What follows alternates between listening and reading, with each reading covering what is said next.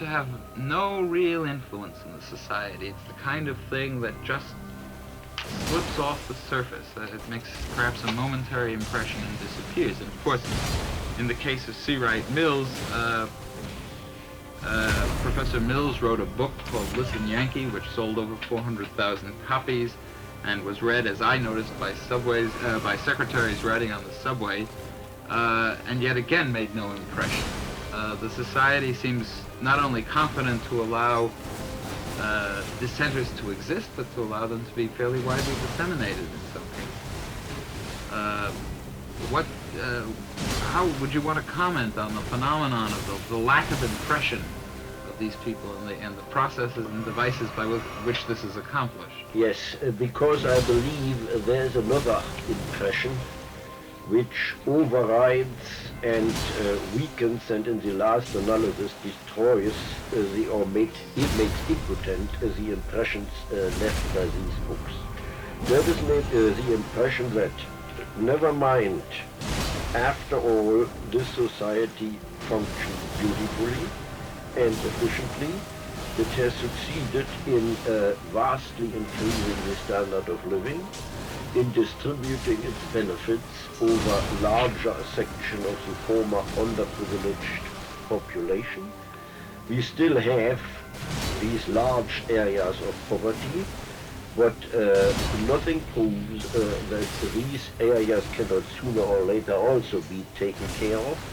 So what these people reveal and indict are simply byproducts of the famous affluent society, byproducts which at present we have to cope with, but which are not really in any way serious and dangerous. The event in the recent past that seems most to bear this out, it seems to me, it was the assassination of the president, where there existed at least the opportunity for an act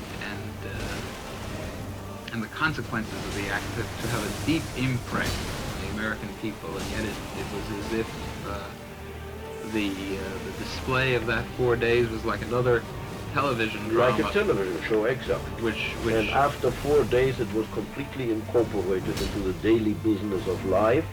There was a new president, things are going on. Yes, well, what I wanted to ask you was to perhaps comment a little bit more on the specific techniques and methods, since the mass communications industry plays such a large role in this whole process. Would you care to comment on that? Yes, but again, I don't want to make the impression that I consider the whole thing as a conspiracy on the part of the media of mass communication. We have a conspiratorial aspect there too. I only remind you of the famous self-censorship, which is exercised by the press, by the movie industry, whatever it is. The self-censorship far more effective and far more efficient than any state instituted censor. That is not the point. I think that all these developments have a very rational basis, namely precisely that our system works. And because it works, because it is so productive, because it distributes such benefits, we repress the price which we pay for this affluence, a word which, by the way, I would only use in quotation marks. It is this repression, it is the repression of the price, of course, the sacrifices that are involved, which is actually what matters.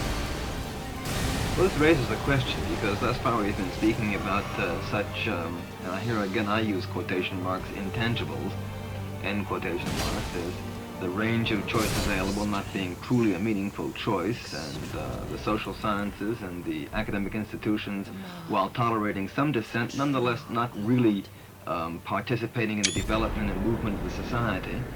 What's wrong with the society as it now stands? Is there a need to change the society? I mean, don't, after all, we have